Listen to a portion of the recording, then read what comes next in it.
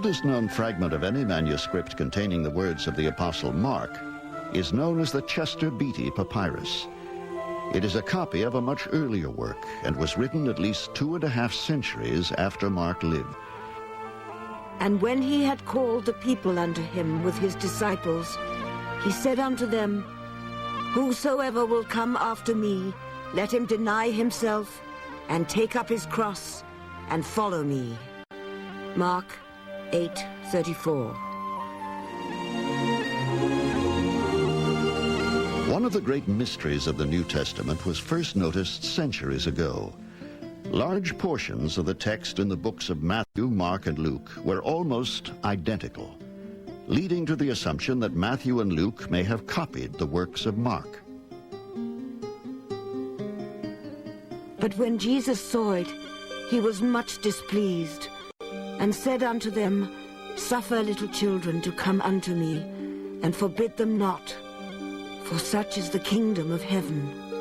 Mark 10:14. But Jesus said, Suffer little children, and forbid them not to come unto me, for of such is the kingdom of heaven. Matthew 19:14. But Jesus called unto him and said, Suffer little children to come unto me, and forbid them not, for of such is the kingdom of heaven. Luke 18:16.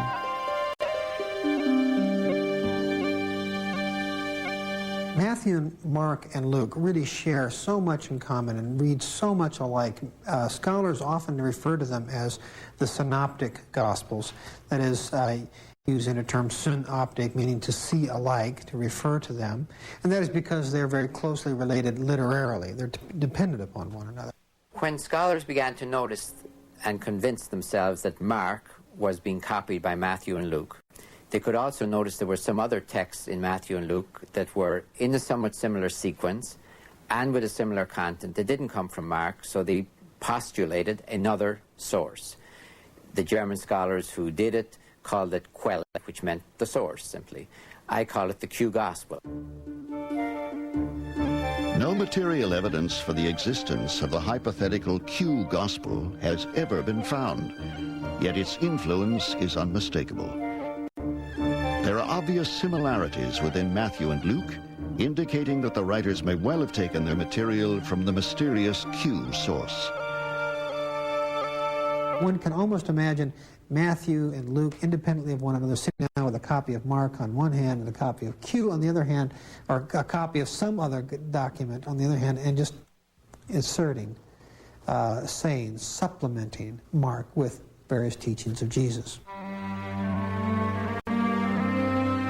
The search for the elusive Q document continues, but few believe it will ever be found. If it did exist, who wrote it?